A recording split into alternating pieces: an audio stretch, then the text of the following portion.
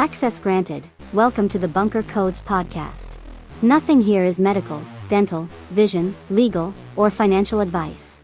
We're all on the same team, wishing for peaceful resolution where everyone can get along and be left alone. Enjoy your stay. Bye. Welcome back, everybody, to another fantastic episode of I'm Gonna Talk and You're Gonna Listen.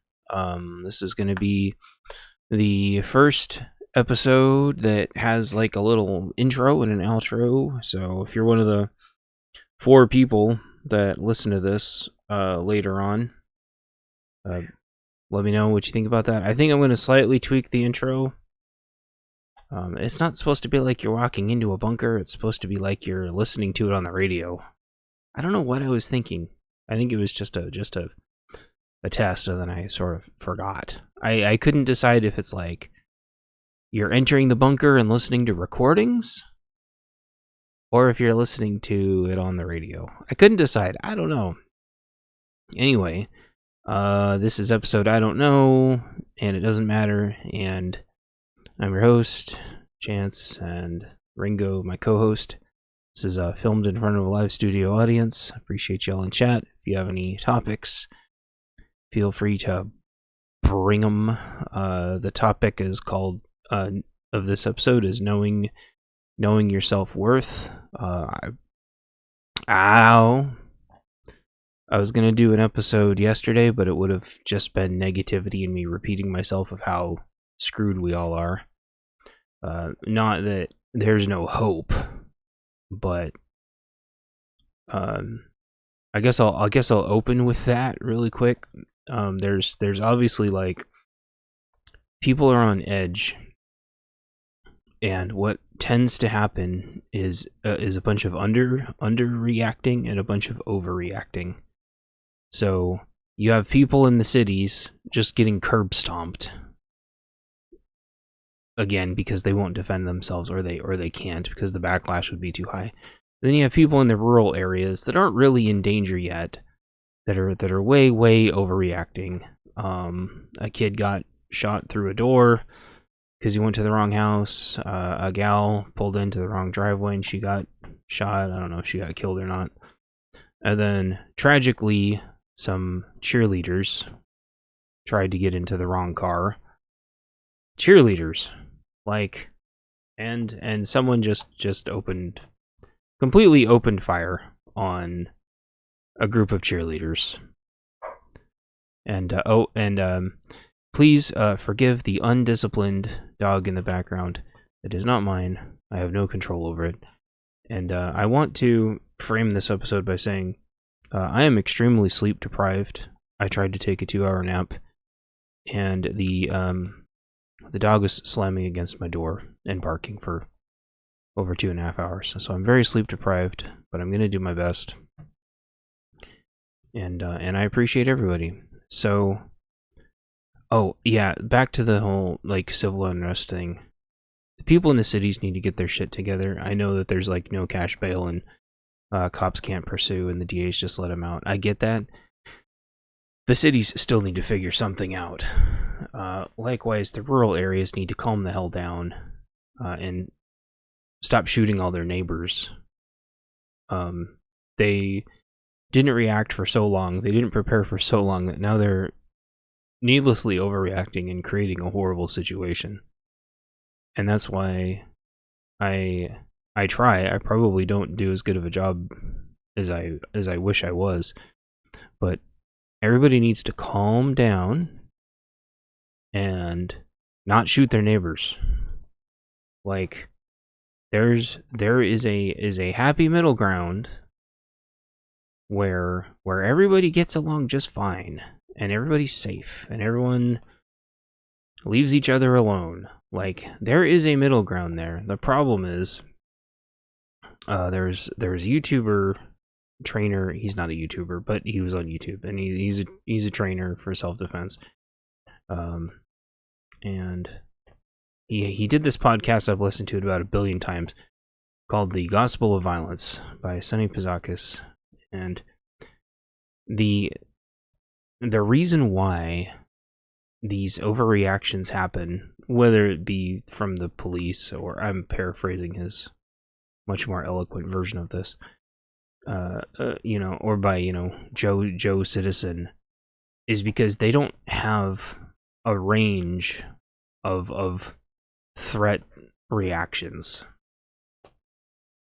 If you only have a lethal instrument, and that's all you have, and you have no hand skills, the Chinese police force. I'll get to that. I'll get to that in a second. If you don't have like a range of responses, and you only have a lethal tool, or what, as they say in the military, or about the military, it's like applying a hammer to everything. Oh no, when you have a hammer, everything looks like a nail. The problem is the problem is not gun ownership in America, or morons with guns in America. The problem is people thinking that guns solve everything, and they don't.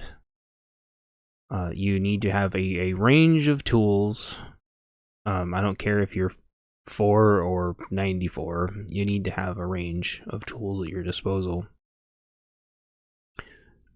And you need to be able to handle your shit. You need to be able to handle your adrenaline, basically. And if you've never put yourself in a stressful situation, you don't know how to handle your adrenaline. And you do stupid things like shooting people through a door, which is never okay. You violate like the first rule of gun safety, which is knowing, your target and what's beyond it, and only aiming your pistol at things that are actual threats. Like, if someone is on the other side of your door and they're not trying to get in, they're not a threat. It's literally that simple. I don't care if there's 300 of them. If they're not trying to come in, they're not trying to come in. If they're not attacking you, they're not attacking you. I don't know why people, I don't know how it's gotten so far to where there's still no dynamics of threat response. I really don't. Like, and you could say, oh, mob this, that, XYZ. And there's probably one of the first questions in Conflicted is like, what do you do if there's a mob of 300 people outside? And really the answer is, by the time there's a mob of 300 people outside, it's already too late. You're not going to be responding to the mob of 300 people from inside your house anyway. You've already lost, and you've already failed, and you're already saddled with tons of bad decisions at that point. You don't respond to mobs of 300 people from inside your house. Or from inside your car. You just don't. You go get training, and you go talk to lawyers, and you figure out solutions that are going to work for you in your situation. You don't wait until some kid is knocking on your door trying to find his brother and sister, and then you just don't. Like, if you have problems handling your adrenaline, you need to go get training. If you don't have a range of threat responses that aren't lethal, you need to go get training. Again, don't care if you're 4 or 94. Just like 4-year-olds shouldn't be running around biting everybody. They just shouldn't. Don't bite people. Use your words, 4-year-olds and 94-year-olds. 94-year-olds shouldn't be running around biting people either. These small town people, they see what's going on in the cities and they overreact. It's not happening in the small towns yet. Like, there's a disparity there that they just don't. No, nobody's gonna listen to this. Like, it doesn't matter. I'm screaming into the void, and that's exactly why I didn't do this last night. I can't believe it got even worse. I can't believe some guy just shot a bunch of cheerleaders.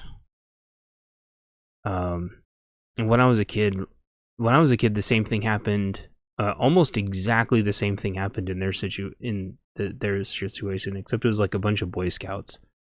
It was like some homeless dude just like emptied a mag into a car full of Boy Scouts. It was just I had just been to Boy Scout camp where the Boy Scout that got murdered was there teaching knots. And I went to a 7-Eleven or something, and a homeless guy just emptied a mag into their car for some stupid reason. And the answer to this isn't that nobody should have guns, because it's going to happen with every weapon, and it's going to happen with biting, just like little kids run around biting everybody. Like, you have to get trained. You have to put yourself in stressful situations where you work your way out of it without resorting to everything being a nail that you have to hammer. Having a firearm is a massive responsibility, and you have to be essentially trying at all times to not be using it, to have other options so that you never ever have to use it, because it's not about facing their parents, their mothers, daughters, sons, your neighbors, your own spouses and wives and families and stuff. And it's not even really about having to look at yourself in the mirror forever. Sooner or later, it's going to be your time to be judged, and your brain is going to be fixed and made perfect so you can actually think clearly. And you're going to have to be walked through that decision. And it's going to be blatantly obvious that you screwed up, and that you literally could have done anything else, and it would have been a better option. Okay? So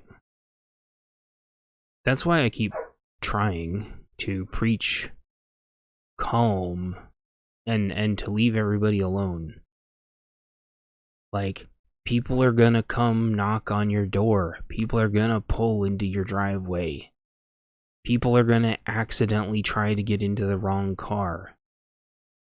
It's happened to me. I had an old guy try to get into my car once, and he was sure that it was his car.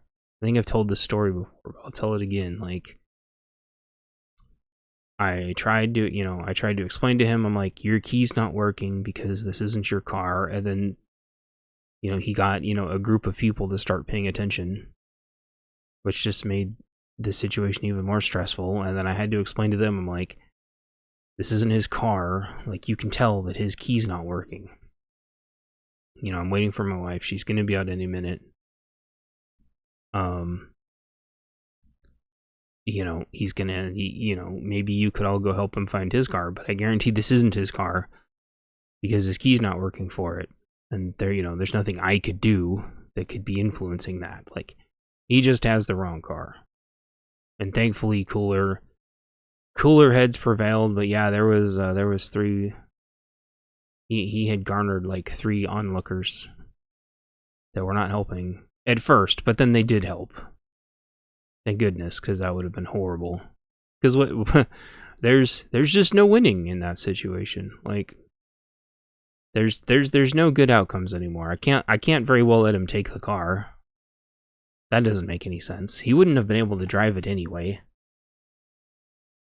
I mean, he's very, very, very confused. A very confused old elderly gentleman. So I've had people knock on my door.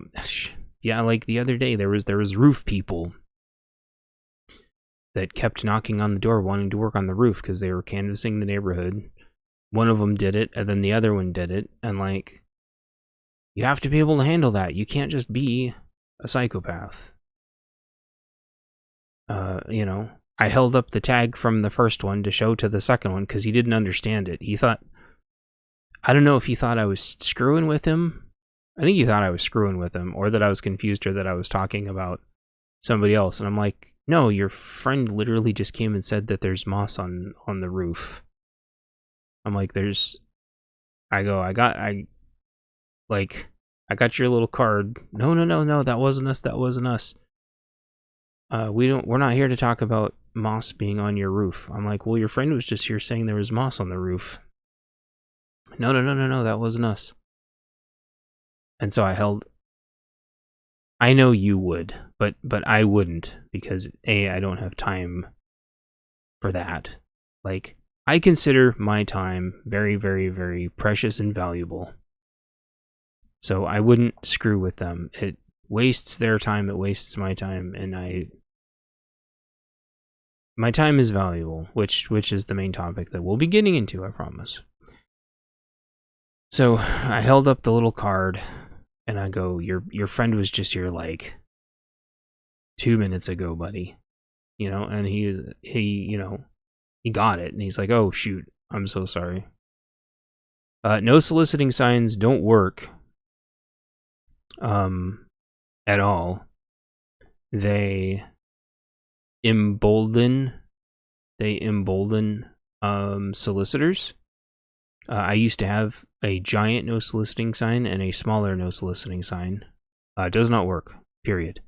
What it does do is give you something to point to, so they are consciously aware of exactly what they're doing, but it makes them extremely indignant and empowered, and it makes them think that you're extremely weak and insecure. And I would argue that it makes them even more aggressive. That being said, I still think that no soliciting signs are a good idea. I just think that they are a tool in a range of other tools that you need. We had 2 no soliciting signs and cameras, and I still had a guy try to push into my door once. He stuck his foot in the door and everything, and said, "Oh, dinner smells really nice." And I'll be honest, once he put his foot in the door, everything changed, and it almost became a very, very, very, very bad situation for him. But I took a step back, and if he had entered any more into the doorway, the situation would have been very different. And so they're tools, right? Like, it's about having like layers, like an onion. The signs are a part of it, the cameras are a part of it. I had a sign on the lawn, and then a sign on the door, and the camera. And if they go past all 3 of those things, then I know that I've got a problem. Or their kids, because the kids don't read the signs either. But they were always like the neighbors. They don't give a shit about the signs. They like to sell knickknacks, and well, it was usually just like bringing me food, because they had like way too much food, and they loved to share it, which was always really nice. I'll be honest, I really miss that. And so you have to have like the layers, but you have to have the optics, the cameras. You have to have a strong door, which our door was like fairly reinforced, but he was a go-getter. He almost became not a go-getter. That's okay. He never came back after that. Well, that's in the biz what we call an interesting career move. So my wife's had people, they would get in front of her car and not leave. So you got to have like a range of options. And again, that's why I preach, everyone having calm, level heads. It's good to be aware. It's good to have situational awareness, but you have to have the tools to be able to react appropriately, because you have to face your whole town, your whole community, your judge and your jury and yourself. And then at the end of the day, the dude with the big ledger, upstairs, that has to read all the dumb shit off to you that you did. And you have to be able to justify that with a clear head. You can't say adrenaline XYZ.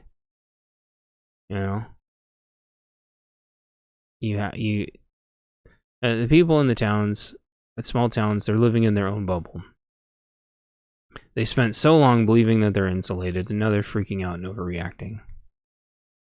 And it's just making them look stupid, like it always does.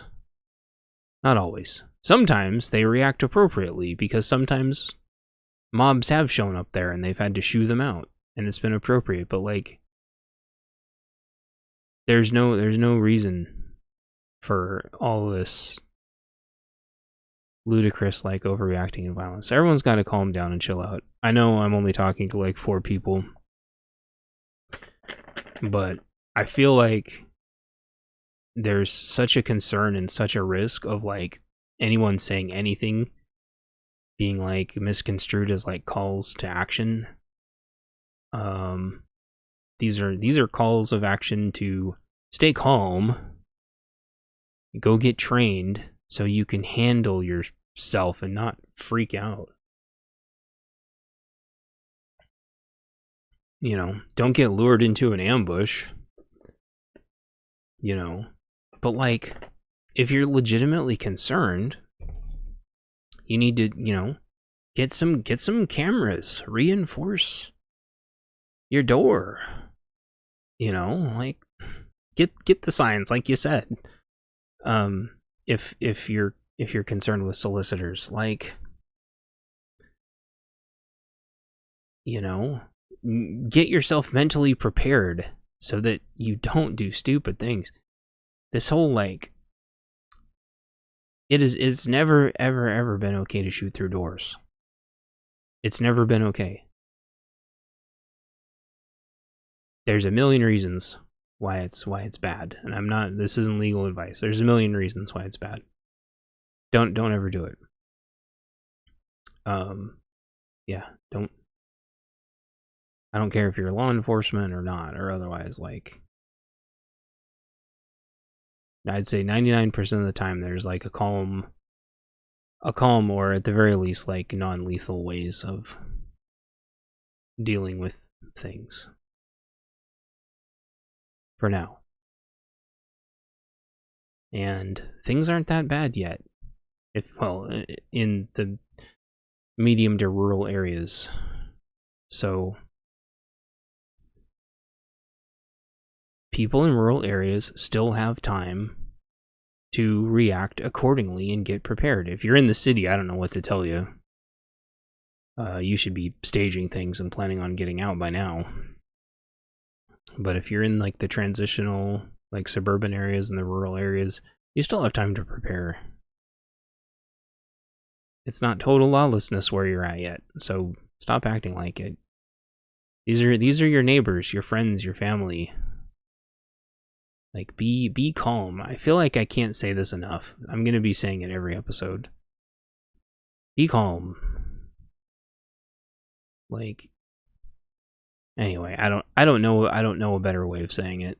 But I feel like I have to say it every time. Okay, so moving on to the main topic. Knowing your worth. And then we'll talk about the Chinese Inquisition at the end. So don't let me forget. The reason why I don't screw with people on the phone, the reason why I don't screw with solicitors, and the reason why I don't even really joke that much anymore, for that matter, is because I consider my time incredibly valuable. And I consider their time completely worthless. And so unless they're actually trying to hustle, then more power to them. Then they shouldn't be wasting their time either. And, we should both have, mutual agreement to not waste our time. But like these phone solicitors, whatnot, blah blah blah, like their time's not worth a 10th or even 100th of what my time is worth. Not that I make a lot of money or anything, but I'm very busy and I'm trying to do lots of things. I'm trying. They're not trying. They're trying to scam people is what they're trying to do. They're trying to make other people's time worthless. Or trying to make their past time. I don't know. I can't think of a good way of describing what scamming really is or does. By the way, like, rewind for a second. I don't think there was any moss on the roof. I looked today, so I don't know why the one guy was saying there was moss on the roof. I mean, my roommate was like just up there like a couple months ago. He took care of all that, so that was really weird. I wasn't going to go out there and argue with him though, in case it was some kind of ambush, but it wasn't. That's still weird. Anyway, so by the way, don't ever let solicitors into your house. Side note. By the way, side note. I don't care if they say they're from Comcast or whoever or whatever. If you didn't schedule something with them, don't let them in your house. There is one thing you need to be aware of though. Like, Comcast has an easement onto our property, well, my roommate's property. I think this is kind of rare, but it is something you should be aware of. Sort of like how the water people, which is also why everybody needs to stay calm. The person in your backyard could be like the freaking water company. I remember over the winter, I'm like, who the hell are these people? And it was like snowing and miserable, and there was like these people out doing something, and it really looked like they were up to no good. And it was like the water company. It was the water company. I think they were like checking all the water main thingy-madoos to make sure like everything was like winterizing properly. But like, Comcast has an easement in our backyard. You have to let them in. You can't be a crazy person. But would I ever let them in the house? Hell no. But they need to be able to get to the backyard because the green thing is back there. The little green knobby Comcast knobby is back there. So anyway, don't let them in. Don't let anyone in your house. No one ever needs to come in your house unless it's like the landlord and they still need to give you like 3 days and stuff. And don't let anyone into your house. That's and you don't ever have to answer the door either. If you really are in fear for your life and they're outside and you're inside and they can't get in, then you just call the police and say, hey, there's someone trying to get in. I don't know who they are. Could be a psycho. It could be somebody escaped from the old folks' home and they could be trying to find them. So if someone's getting into your car, don't go out there. Anyway, stay in your house where it's nice and safe. Reinforce your house and stay in there and be safe. Anyway,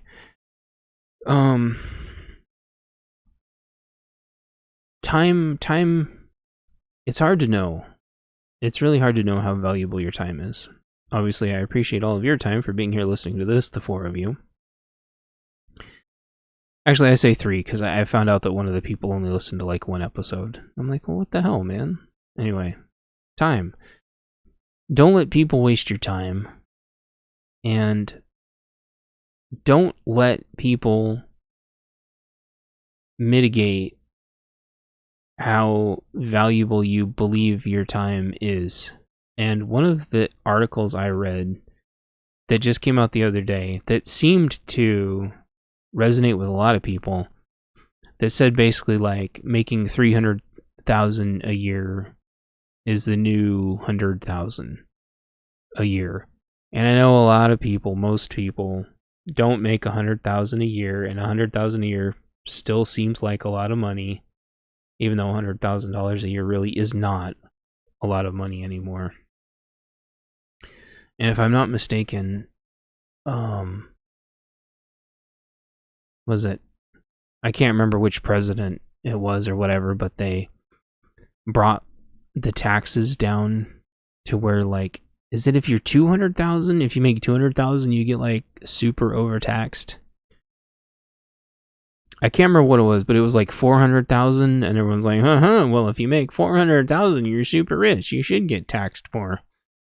Even though most really actually legitimately rich people have all of their money and assets that don't get taxed like normal people, but that's beside the point, and they have better taxi people to do their taxes for them. So 400,000, it is kind of a lot. But like, so if they do get taxed more, then like, who cares? But that wasn't the problem. The problem was like, it's a slippery slope. So it'll be 400,000, 300,000, and 200,000. And I think eventually it got to like 200,000. And if you're like a high performer and your spouse is like a high performer, maybe you get like some overtime or something, or you get a bonus.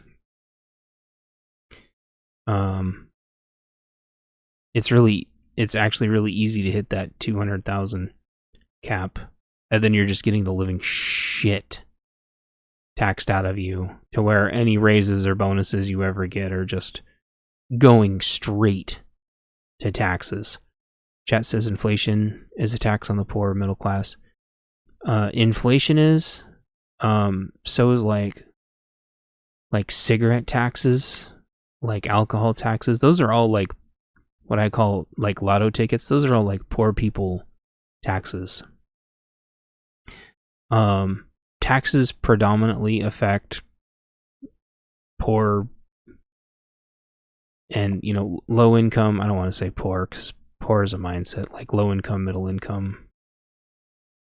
I don't want to lose my momentum, but it's important to understand that, like, you can't get mad at people for making 100,000 or 200,000 or 300,000, because they are getting the living shit taxed out of them, to the and inflation and interest rates and capital gains and wherever it is they work to live there. The word for that, it wouldn't be like inflation, but it's like, it's basically just a living tax to try to live closer to your work. And this YouTuber, and dang it, I'm not going to have his name. Let me see if I can grab his name really quick. But the way he worded it was really interesting. See if I can pull him up here. Dooba-dooba-doo. Nope.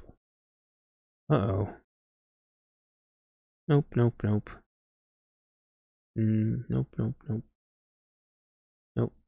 He's a good YouTuber too, but nope. Crap. Am I like not actually... I hate it when I'm like not actually following people, but they show up in my feed so much that I don't realize that I'm not following them.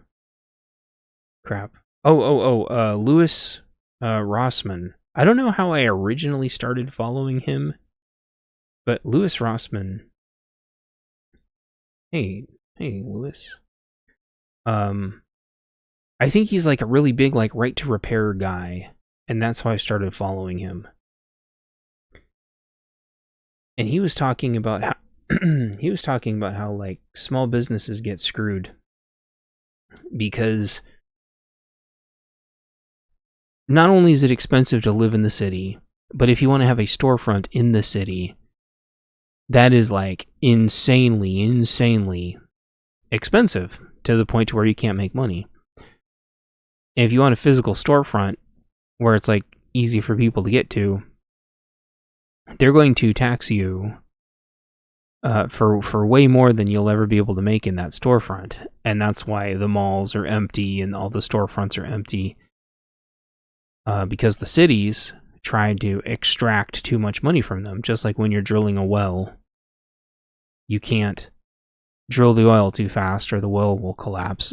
Or, water wells, oil wells, whatever metaphors. So, if it's going to cost $65,000 a year just to keep your storefront, not to mention how much, wherever the heck it is you're going to live, like, you make $300,000 a year, but like, what, you're not going to be able to pay anybody because, your storefront itself costs almost that much. Then you have like all the other fees and stuff you have to do. So what, you can hire, like, you have enough money to hire like one employee and then hopefully maybe live somewhere. Like, it just doesn't work. It doesn't work. So how do you know what your worth is? So there is a place hiring downtown for a certain amount of money, and they want you to go in the office a certain amount of times, hypothetically. And let's say like the money is on the low end, okay? And let's pretend you're not desperate. Let's say hypothetically. You look at that amount of money, and then you go look at the crime map, and you go look at the news, and you realize that place that you want to work, hypothetically, is next to an open air fentanyl market. Hypothetically speaking, of course, in Minecraft. How much money would it take to get you to go work there? Like, and if it's on the low end, the very low end, why would you even go do that unless you were incredibly desperate? Driving there is going to be dangerous. Parking there is going to be expensive, and you got to get in and out of that place without getting mugged and robbed and stuff. Not to mention all the other civil unrest that goes on. Okay, so now let's pretend maybe the answer to that is people living closer. Well, here's the problem. Nobody living closer can afford to live close enough to that building to use mass transit to get there, which is going to be incredibly dangerous. And mass transit is not cheap either, by the way. It just keeps going up every year. So that place isn't paying enough money for anyone to drive in there because they want you to physically be there. It's a death trap. And it's a business that's probably going to be failing soon because they've already had some serious issues. Let's pretend hypothetically. They've had some very public issues. And the long-term prospects just aren't that good, but they say it's going to be a long-term contract. They can't pay anybody enough to entice them to drive there from the suburbs.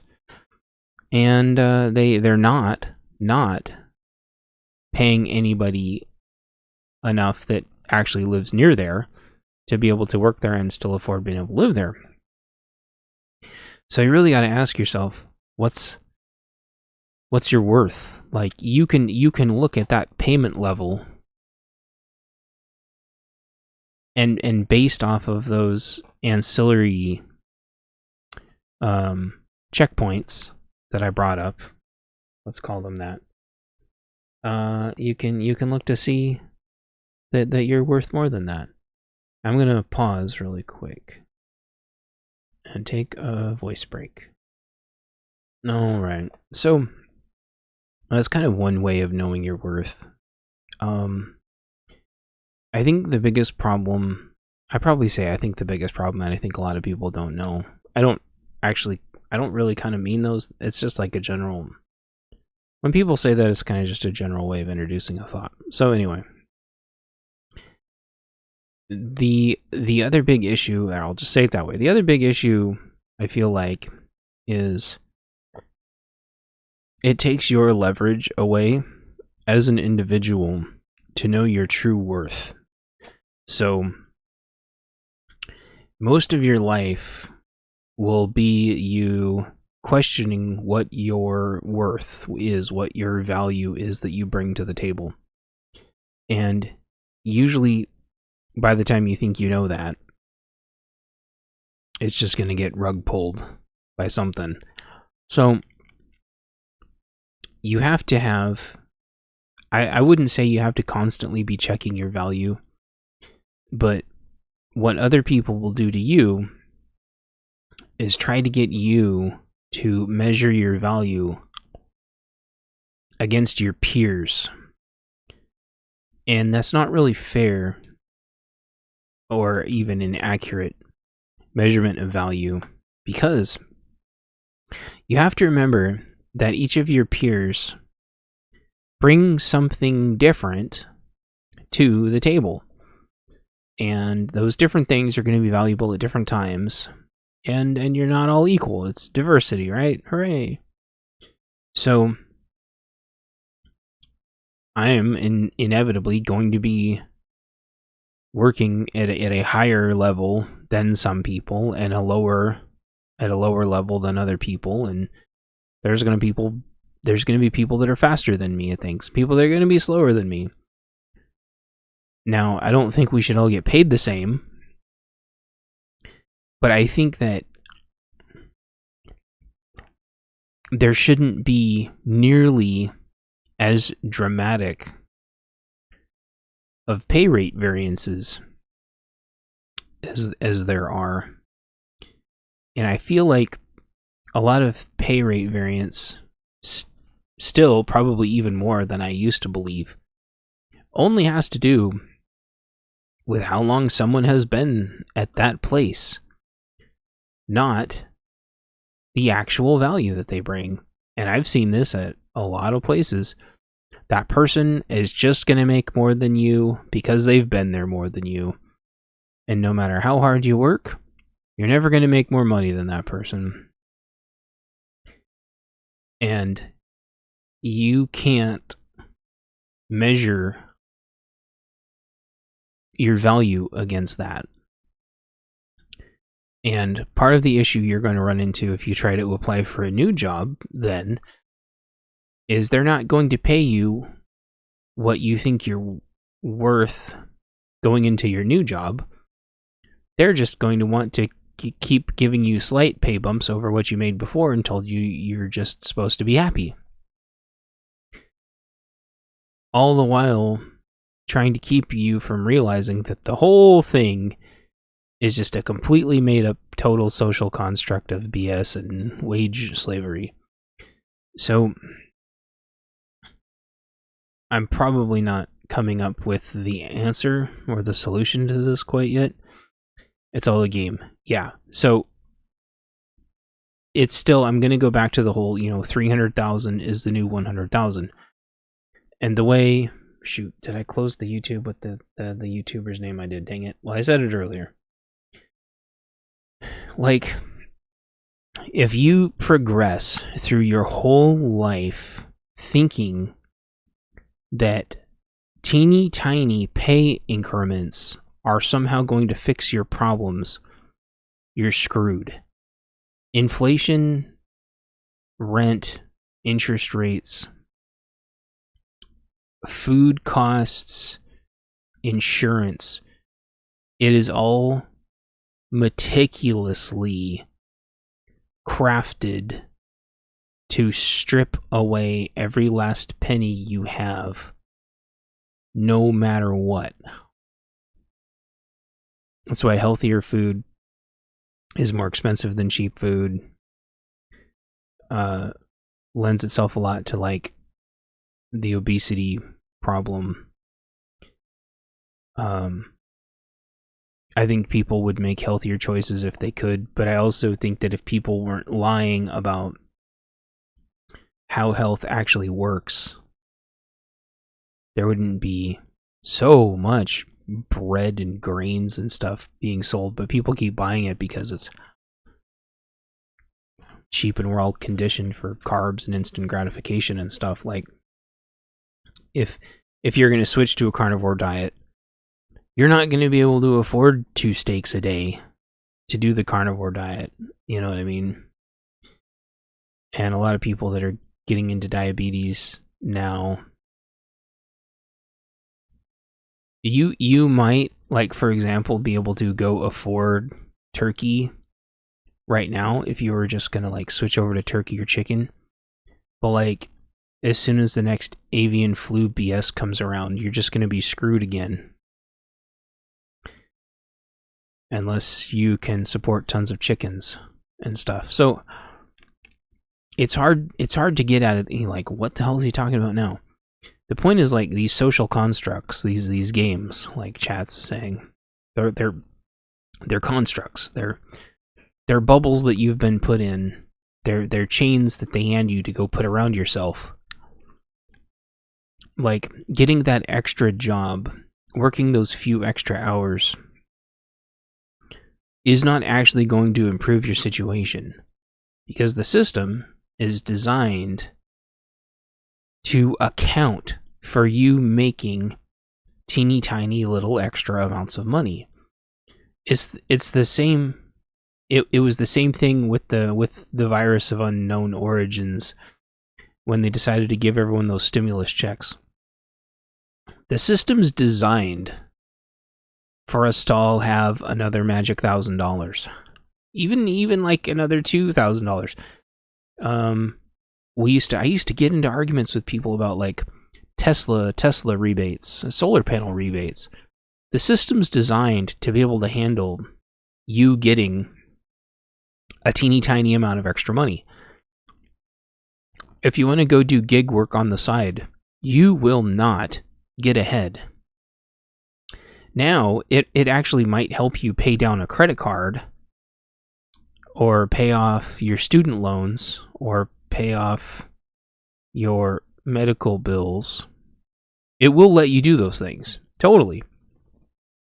And those are things that you should strive for. You should strive to be debt-free. But you will not be able to get ahead. Whether it be due to gas or, like, transit fare prices, like I was saying, vehicle repairs, or just, like, sheer theft. I mean, look at the amount of Walmarts closing down, and then the Walmarts that aren't closing down, they're just being, like, dry looted. What are all those workers supposed to do? They're gonna, but then you're like, oh, well, if they had just got their educations, Facebook, Meta is laying off another 10,000 people. It doesn't matter. I don't care if you work for Walmart or Facebook. I don't care if you make 30,000 or 40,000 or 100,000. You're effed. We're all effed. And so you cannot put your value in the amount of money that you make, because people will use that against you to lie and confuse to you what your worth is. And I have been unemployed for periods of time before where I really began to question my worth. It wasn't until I got reemployed this last time, 5 years ago now, that I really understood exactly where my worth was. Which is, like, resurrecting dead projects. I'm really good at that. Now, in a down economy, that doesn't do very much good. And so I have to be able to look at the macro level and the micro level. I have to be able to do small projects and big projects. But there's another interesting paradigm to this. When you're in an up market where everything is good, you're only competing with people at your own level. Or maybe if everybody at your level is already employed, then you're even in an even better situation where you're only competing with people below your level. You're like a big fish in a little pond. But in a down market where everything's going to shit, you're competing with the whole ocean at the same time every single time you go for a job. And every single time you go to the grocery store. And every single time you go anywhere. You're competing for diminishing resources with the whole ocean every time. And I would argue that that's when it's the most important to know and understand your worth. Because people are going to tell you that education is everything. They're going to tell you that experience is everything. And those are both not true. Yes, you should have a relevant education to what you're doing. And you should have relevant experience to what you're doing. But you also need to be able to gel with the team. You need to have your health in order, and you need to have your life in order.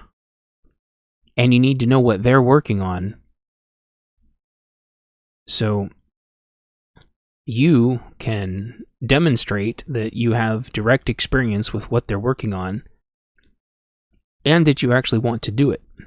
And you have to keep in mind that you're going to be competing with people that are complete and total liars and fakes, that have no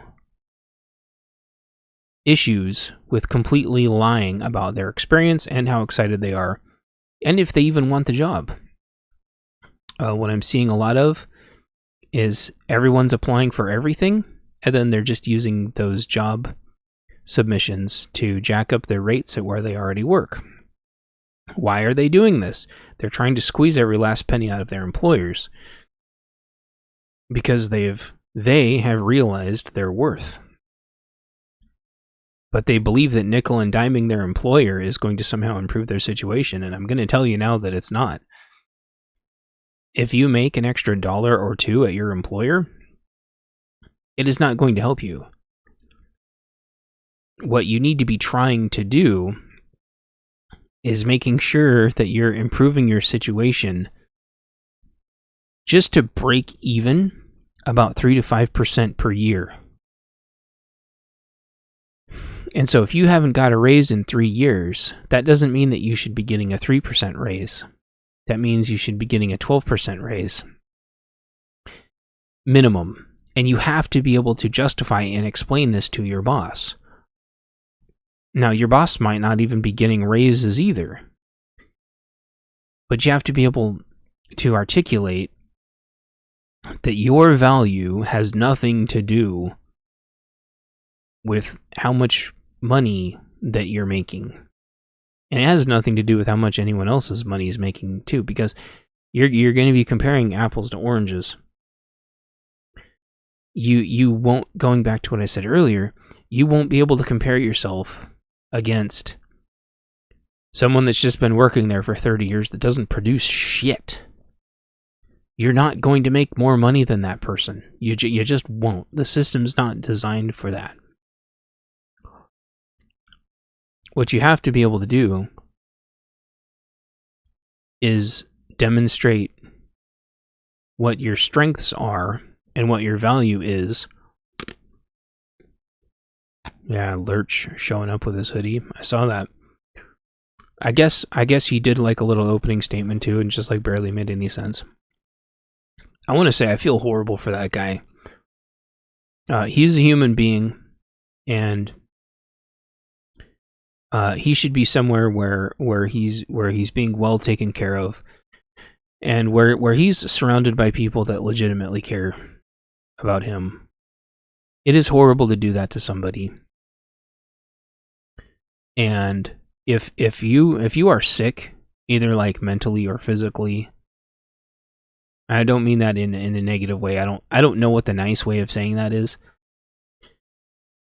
People need to support you getting better. Not using you. And the people that do those things are monsters. He's a human being. He doesn't come off to me as a bad person. Well, I know I was gonna say that too, Mr. Ice Cream Cone. Mr. Lurch, I don't recall anything in his history where he seems like a bad person. I'm not even sure why they chose him to prop him up to begin with. But I really wish there was like rules where being a decent human being should come first. And there's a lot more than that. I can think of like 6, 7, 8 different ones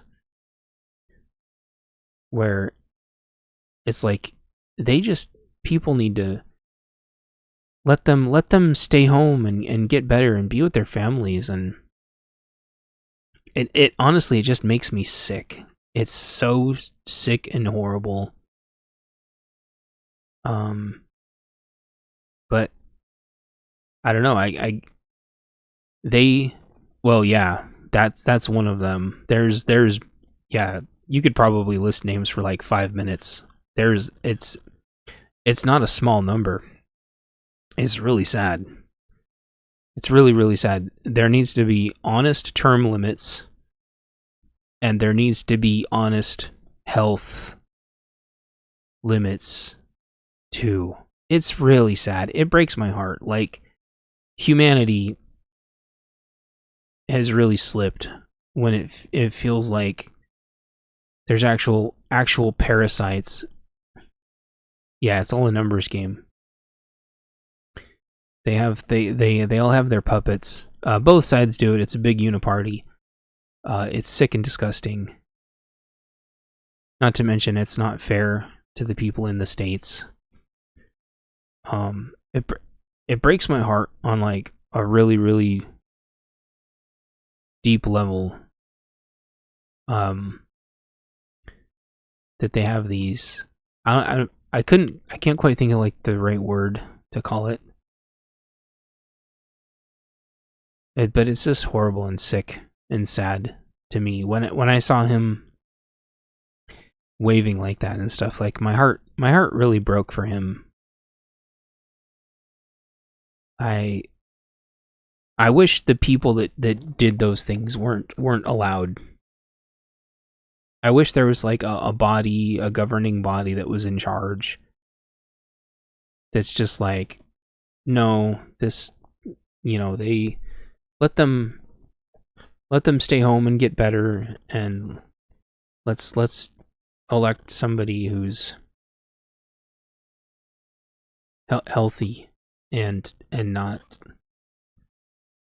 I don't even know if the English language has like words for what that is. Like, parasite isn't quite the right word.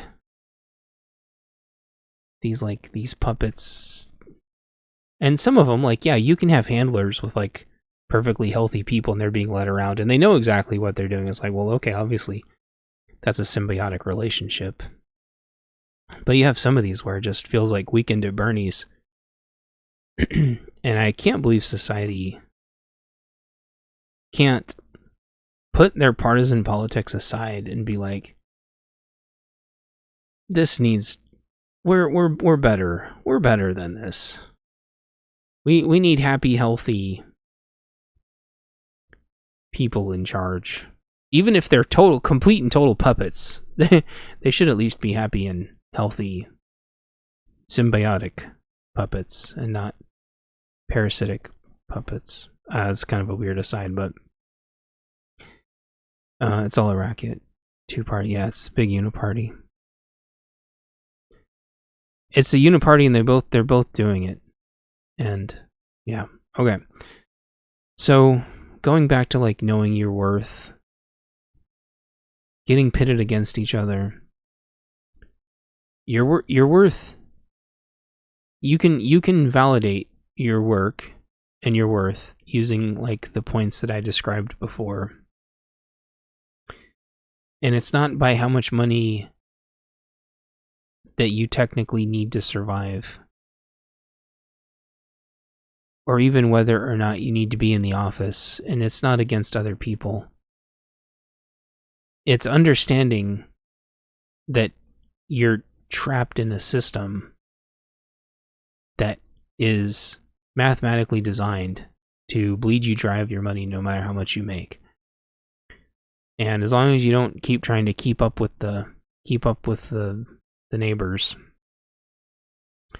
you have to figure out what you want in life, figure out how to get there, and then keep trying to like improve by like 3 to 5% every year. And I came up with this mathematical equation that I didn't get to like fully realize. But obviously, most of you know I'm trying to find a house.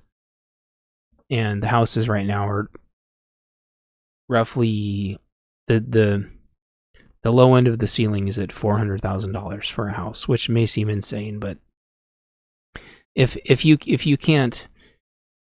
already think making $100,000 a year is ludicrous, and you don't understand that 300,000 is the new 100,000, if you can't grasp these concepts, and then so if a $400,000 house to you seems insane, then you are extremely out of touch. And this isn't going to make any sense to you, and you're just going to reject all of this. So I'm going to pretend that you're with me so far. A $400,000 house.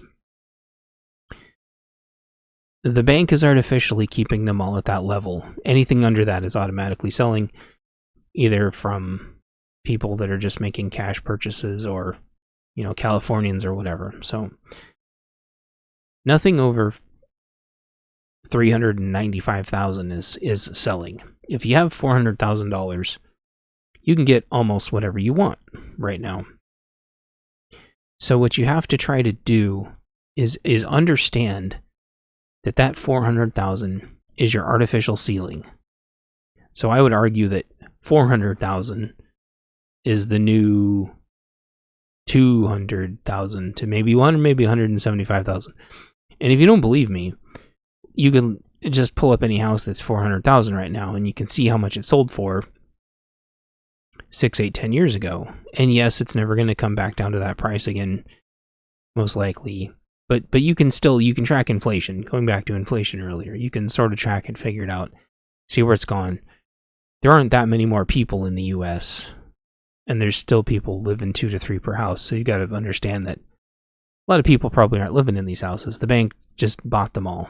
And this is what they did last time too. The bank buys them and they hold on to them. Sometimes they rent them, sometimes they don't. Sometimes they just sit, and then you get squatters living in them, and that's a huge problem. So, I had this calculation in my head where you take the 400,000 and then you divide it by a 30-year mortgage. It's sort of like doing a reverse mortgage calculator. And when I was in coding, the very first thing we had to do was develop our mortgage calculator. That's always the first job. Well, the first thing is you make code that says hello world, and then the next thing you make is a mortgage calculator. But this is like doing a reverse mortgage calculator. Not to figure out your worth, but to try to figure out how you separate your worth from how much money you need to make. So to get a house right now, you're going to need $400,000. You got to do a reverse mortgage math and be like, okay, that's like $3,000 a month, $3,500 a month or something like that. And then you look at rent and you're like, ugh. And then you look at your house and you're like, and figure out your down payments and stuff. So there's an interesting wrinkle to this I'm going to get to in a minute, where this 400, so keep this 400,000 number in mind. So you have to try to get a job where you make that much money and where you can still go up like 3% a year, so you can kind of keep up with everything and put money away for house repairs. And I don't know how the hell you're going to get a down payment. Maybe your parents are going to help you. I don't know. Or maybe you're going to sell your gold or something. I don't know. Sell your crypto because you've had a bunch of SHIB. So actually, like, BTT just went up like 10%, which is nuts. But everything else went down 10%. I don't know. This isn't financial advice. So you need 400,000, so you should put down 10%. So you need like 40,000, and then it's going to be like 4,000 a month. So you have to go find a job because of the debt. And then assuming you're like at zero debt, you have to have like your debt to income ratio is 50-60% or something like that. So you need to be making 6,000 to 8,000 a month or something like that. Like, you need to be making a shitload of money. However, those jobs do exist. You just have to figure out what they are. And then you have to figure out if you can go do them. You know, or go marry a really rich gal. Or a really rich dude that's already figured all this out. So, that's how you figure out how much money you need. But then you just have to figure out, if I'm not working somewhere that will get me working there long enough, which there aren't that many careers left anymore. You have to figure out what kind of job actually that you can enter into that gets you that much money within a year or two. And then you're not really worried about your worth anymore. You have an actual goal to try to obtain, where you're making the money that you need to. And then you just make yourself valuable to the company. You don't try to compete with your coworkers anymore,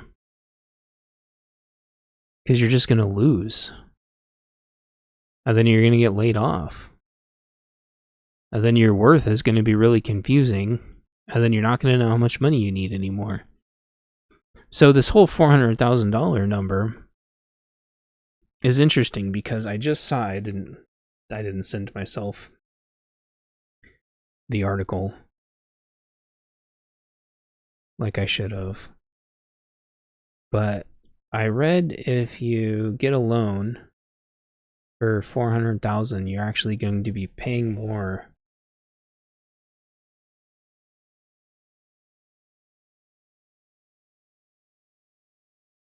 You're going to be paying more.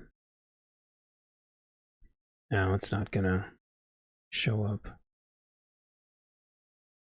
There's like an extra fee that they're tacking on to help people with lower loans offset like the more risky loans. It's not going to do any good though, because they won't be able to buy houses at those rates unless they live in the middle of nowhere and there isn't going to be any jobs for them there. So I think in closing, you can't trust the system. No, that's a joke. That's a song. Oh, you did see that today. Okay, yeah, dang it. I did not send that article to myself, but I had to laugh at it. I was probably on my phone. I had to laugh at it because that's not going to help anybody. If anything, oh,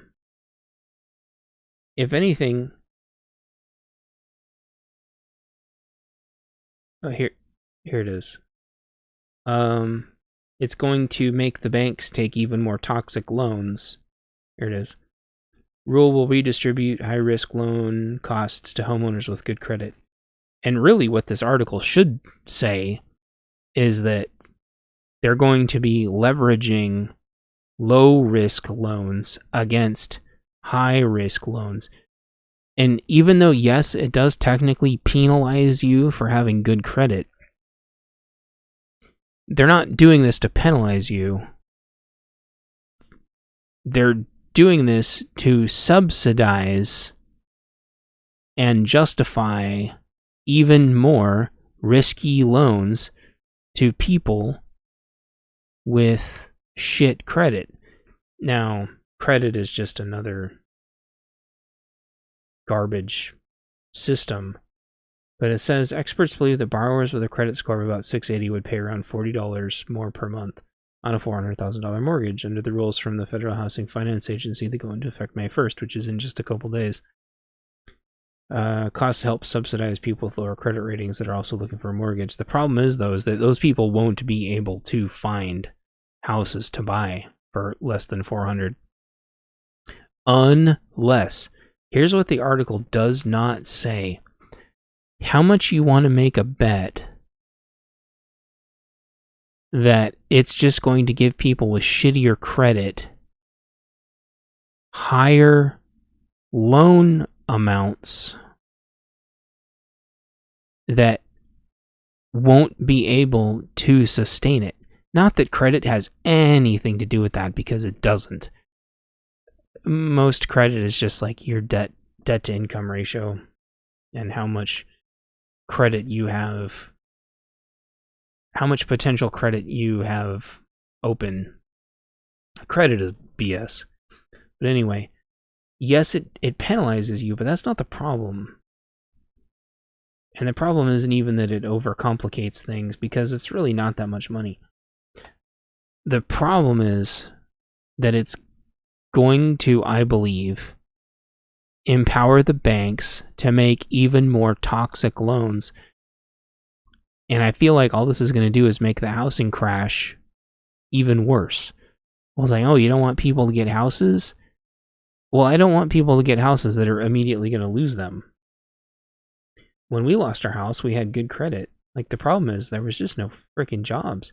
I couldn't even get a job at the putting produce out.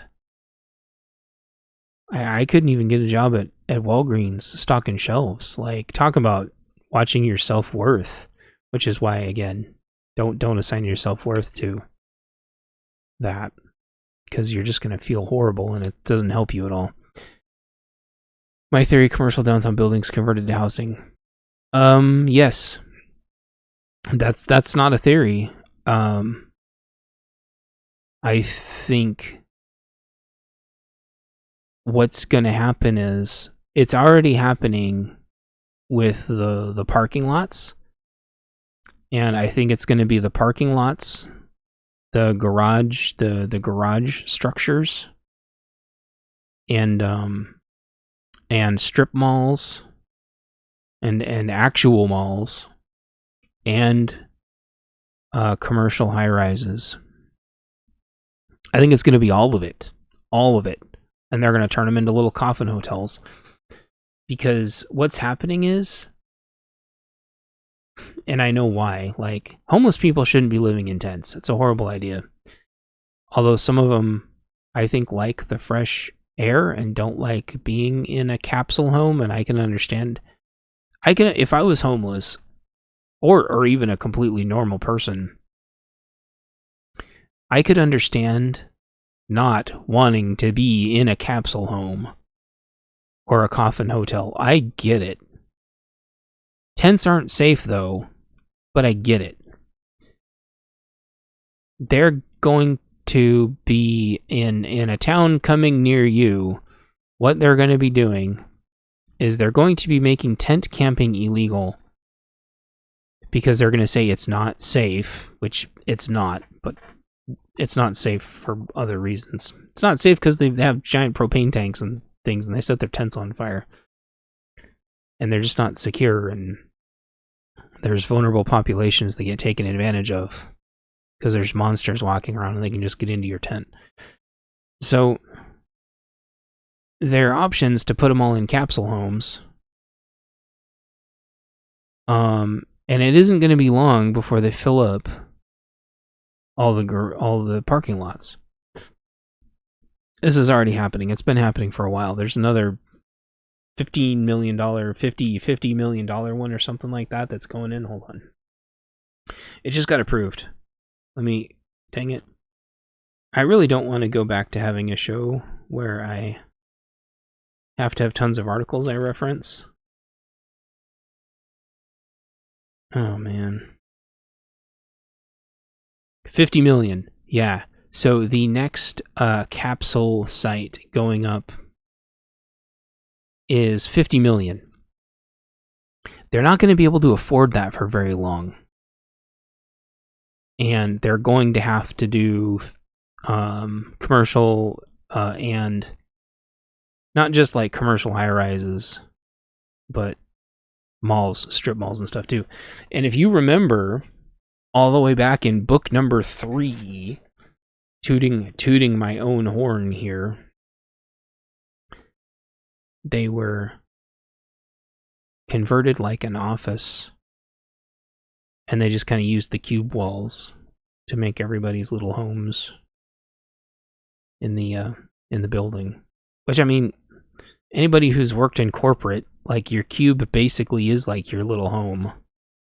So it's not that much of a stretch. I mean, everyone's cubes already have enough for a sleeping bag in them. And a lot of those buildings already have showers. They don't have enough, but you could live in the office. And there's a lot of people who do, even just during the crunches of projects before the unknown virus of unspecified origins. Like, famously, was it the guy that worked on Smash Brothers? Like, there's a lot of video game developers that just live in the office for months. I would rather live in the office than live in the streets, for sure. I think it would be annoying having everybody living in the office, but it's already annoying being with your office workers a lot anyway. So I don't know. Where was I going with this? Oh yeah, the 15-minute city thing, that's totally going to happen. Because it's getting more expensive. It's getting more expensive to fix the bridges anyway. They want to consolidate everybody anyway because they like to consolidate power. And honestly, this is, hot take alert. It's really nice having everything within 15 minutes. That's how trading hubs and stuff used to work.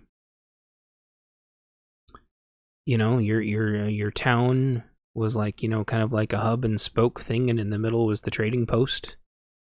And everybody could head towards the middle of the trading post, toward, the middle of their little nebula cluster and bring things to the trading post.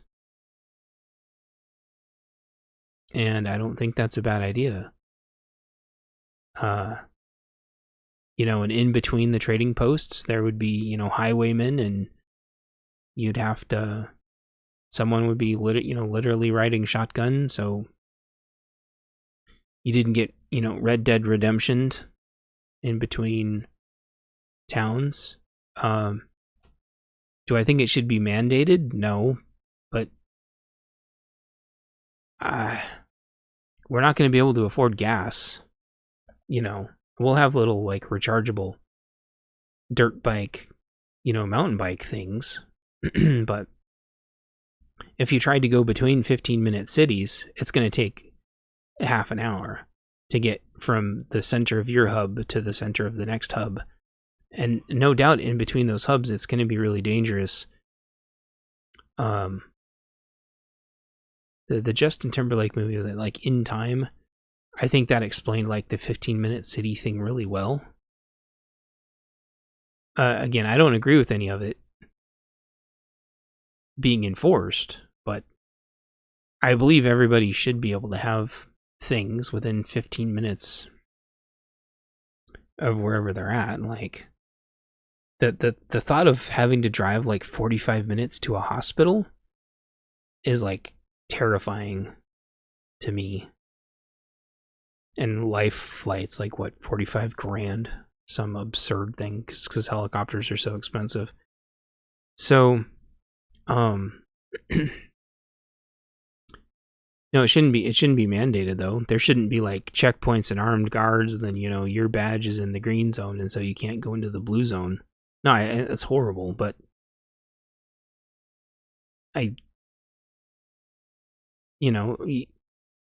there should be, a gas station and a drugstore within 15 minutes of you. I think those are good ideas. And then how much gas your gas station gets should be dependent on how many people are in that area. But I think there should be high-speed internet everywhere. I think there should be, like, electricity and some kind of sewer and some kind of water everywhere, or at least, off-grid options. This idea that homeless are allowed to have tiny homes, but people in rural areas aren't allowed to have tiny homes, I think that's insane. I think if you want to have a tiny home, Hey, welcome. I'm wrapping up my podcast, but still a few more minutes. I think if you want to have a tiny home in a rural area, or a suburban area, or in the city, you should be able to have a tiny home no matter what. And yeah, I think being 15 minutes, maybe like dental and vision can be like a little further out. But like I don't think it's weird to want to have like, every little town has a dentist and every little town has a vision, in case you need to go get what if your glasses break? You're not going to be ordering new glasses off of Amazon. You have to go to an eye place to go get. Oh, is my chat not loading?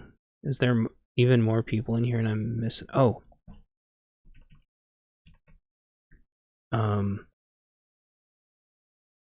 Yeah, like when we go and look at new houses, it's like, oh shoot, does this place actually have internet and some kind of water and some kind of sewer or septic or something? Like,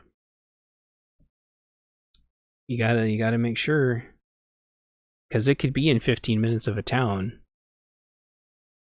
and still not have the facilities you need. And it's really weird. Or the house is so expensive that you can't afford the off-grid versions. It's more concerning, I think, that a lot of these towns are coming up as like 55 plus communities. They're trying to make these like 55 plus communities. And I'm not convinced that that's really helping anybody. I'm not convinced that having a 55 plus community adds any value. I don't know if that's better or worse than 15-minute cities. But age gating your city, I'm not sure if that's much better than time gating your city. I don't know. Leave a question down. Leave your answer. Leave your opinions down in the comments section.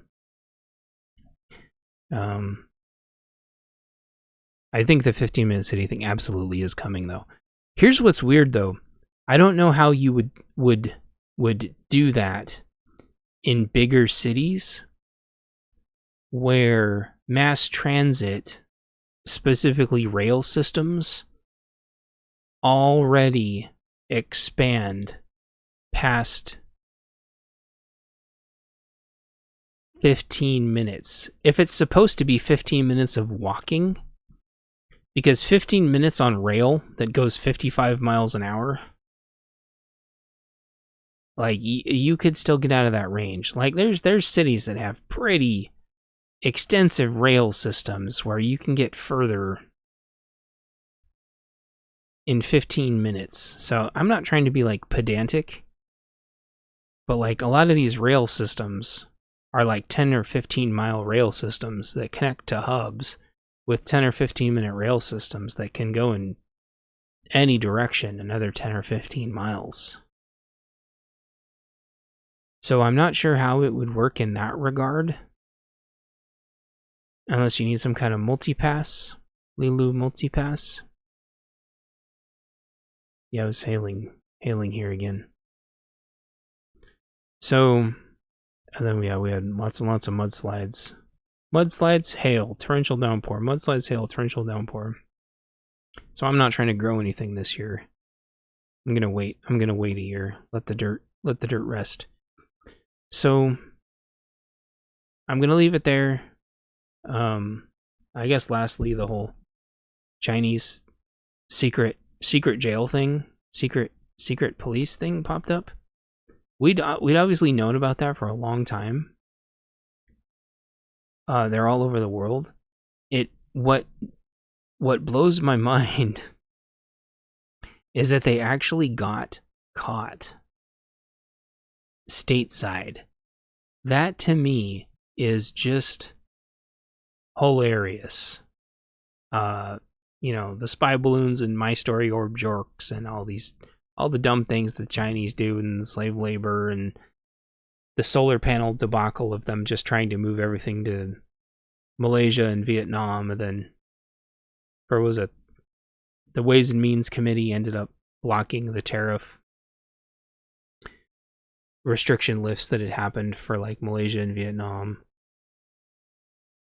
after China just tried to like move their manufacturing of raw materials that came from like the Uyghur camps in China. Like, we're living in a really weird world right now where you're still in a drought there. I'm sorry to hear that. We're living in a weird world where our politicians are starting to hold China accountable for things. And I don't know where we go from here. It seems like we just kind of let them get away with everything for so long. Now we're starting to bust them on things. But I don't think we can achieve our green.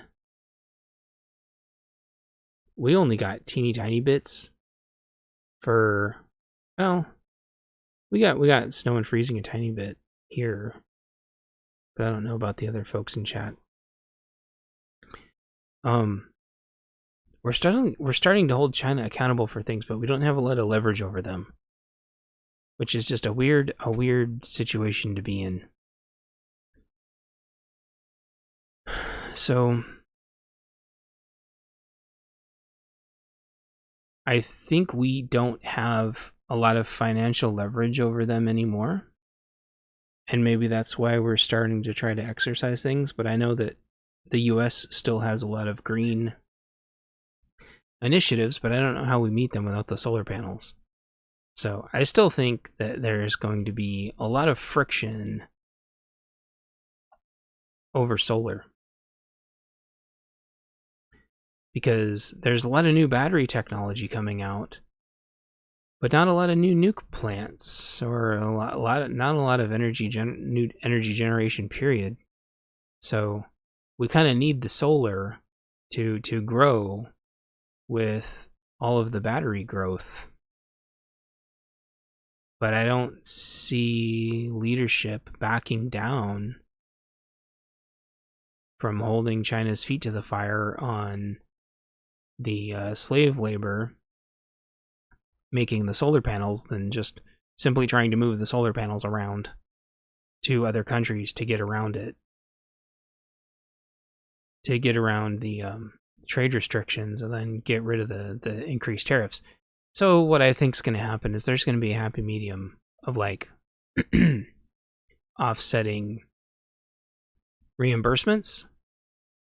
But again, like I said towards the beginning of the show, the system's designed to handle 10 to 20% influxes. So if solar panels go up 20%, it's not that big of a deal for them to just roll out a 20% coupon to offset it. So my voice is given out, and I'm sorry some of you just arrived. I appreciate you all. This is going up on YouTube soon. It'll have a new intro and outro. I feel like I have to emphasize this over and over and over. There's peaceful ways out of this where everybody's peaceful and calm. And I'm not calling anyone to action to do anything other than to be peaceful and be restrained and conscientious and be good stewards of your neighborhoods and keep everybody safe so everybody can get home safe. And if you're feeling insecure or scared, just get more training and train under stress so you don't do anything stupid, because we're all on the same side. And so I think I'm going to say that a lot every episode, so nobody can say like that I've been saying anything crazy.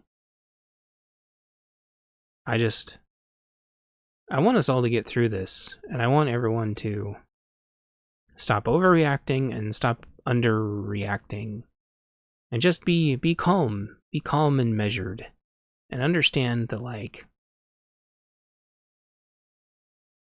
the yes, people are going to be getting let out of jail a lot. And there's going to be a lot of anarcho-tyranny and stuff. But that doesn't mean that we can't be measured and rational and calm and get through this together with everybody on their best behavior. So I hope that makes sense. It's obviously really scary to do a podcast, and it's really scary to put yourself out there. And I don't know if I bring a ton to the table, but I mean, if this helps even like one person, and just know that you're not alone, and if it just encourages like one person, thank you.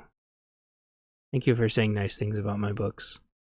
I'm rereading through book 17 right now, and I'm just loving it so much. 9 Meals Away from Anarchy, like, it's not even that anymore.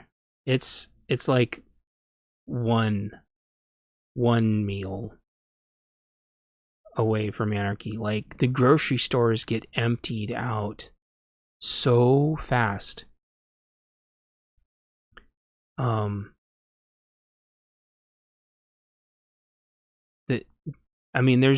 There's looting videos of just empty stores, because like the whole 9 Meals Away from Anarchy, or like the whole like 3 days Doritos and Cheetos, the whole 3 days, the grocery stores only have like 3 days of food. Interestingly enough, that had to do with everybody being cool, calm, and collected, and like rationally buying things at the grocery store. That didn't have to do with everybody running in the store and looting everything really fast. And I still think there's countries in Europe that handled it like basically way better. Sort of like how we in the US had emergency contingencies to, like when the Rona happened. The perfect example. When the Rona happened, they took all the food, they brought it to the schools, and volunteers put it all into packages for the kids. So the kids had a fruit, a vegetable, a protein, and a milk, I think. Just like how school lunches used to be, except a little bit healthier. Yeah, it wasn't like amazing, but they took the food and they portioned it out into meals for everybody. And if our National Guard or volunteers or whoever, instead of the stores getting freaking dry looted all the time, if people went and partitioned it all into like meals for everybody, even if it's like a bag of Fritos and an orange and a milk and a hot dog and in a bun with like a squirt of ketchup, that would be better than everybody looting it. And I know the government's not going to help us. I know that. I don't know who put together the idea to do that for the kids' lunches, but whoever did that, I don't think it happened fast enough. But if they could put that into a plan, which people in Europe, there's countries in Europe that have, our stores wouldn't get looted anymore, and we wouldn't have to worry about the 3 Meals Away from Anarchy thing anymore, because the stores wouldn't get looted for all the ding-dongs that don't store up on food. They could just go to their local grocery store and they go, I've got 5 kids, and they give you, 5 little pre-made lunches for that day. And they don't give you a ton, because if everyone's power's out, they got to have generators to keep the food going. Or they can have food lines where if it's all frozen food, they can cook off the frozen food and make pre-made meals for everybody. Like, those are things that, like, the government could totally do, that emergency response could do. Yeah, whoever did that during the Rona, like, whoever orchestrated all that it wasn't perfect, but it was just so much better than the stores just getting dry looted, which panics everybody. Because if the government looks like they're in charge and they're competent, and that the stores are secure and safe, and that you can go there and get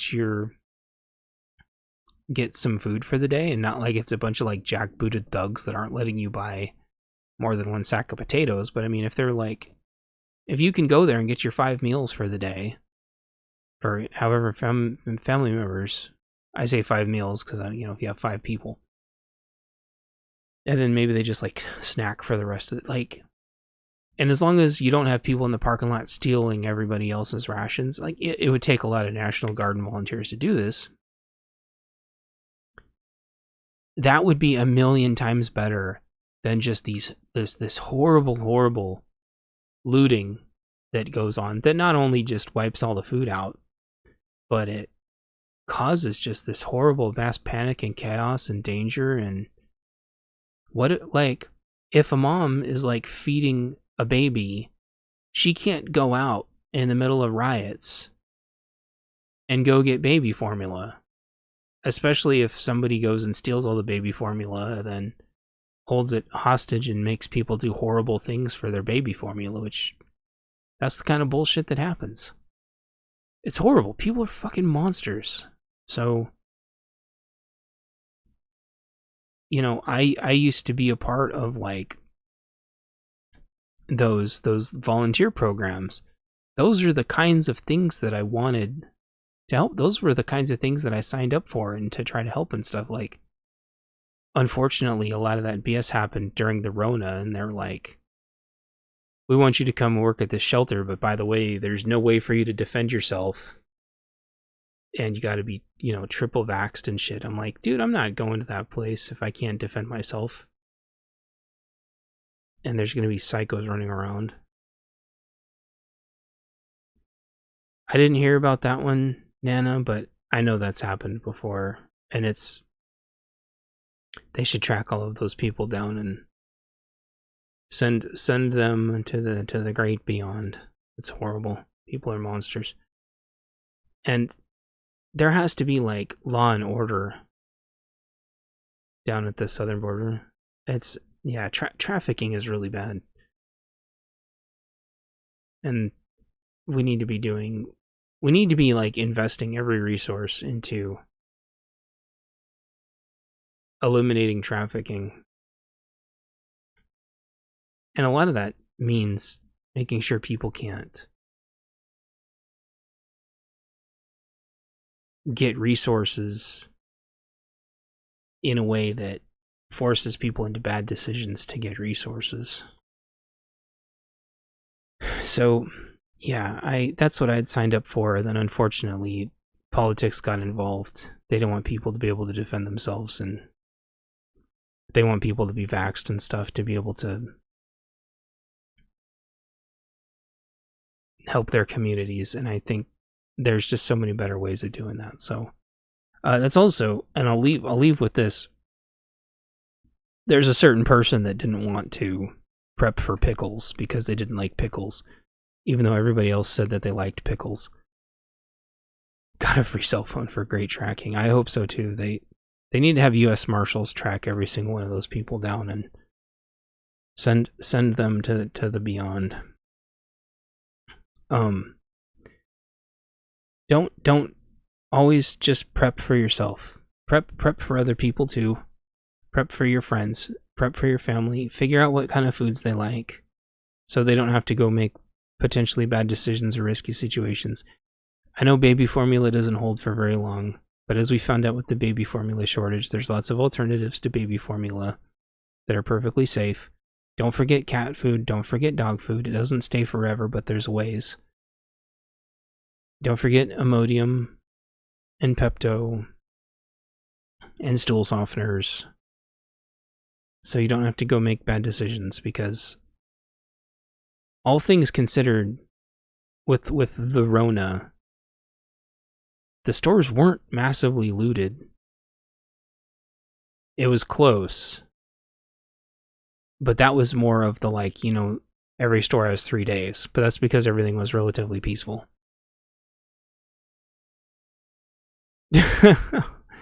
I can't repeat that, but no, I don't think that should happen. I think they should just get, society shouldn't have to deal with them anymore. They should be sent to the maker to decide after they do horrible things like that. There's no excuse in a civilized society for this trafficking that's going on. In a civilized society, those things absolutely should not exist in any capacity. So yeah, stock up for your friends, stock up for your family, figure out what they like. If they like pickles and you don't like pickles, too bad. Get pickles anyway. They last a long time. Don't forget water. And get flavors and canned foods that other people are going to like. And don't forget to rotate your stock. So I've been talking for a long time, and I only took one break, and so my voice is giving out. I know. It's horrible. Yeah, the trafficking thing is insane. The world should be investing like every resource to eliminate trafficking. All the stupid things that they worry about. They can't feed their citizens, and they can't stop trafficking from happening. That's why it's the theme of so many of my books. Because I can't. It's impossible to reconcile how horrible people are. Which is why you need to make sure you have your own resources and your own defense and measured, calm defense, so you can take care of your friends and family and make sure nobody's in bad situations.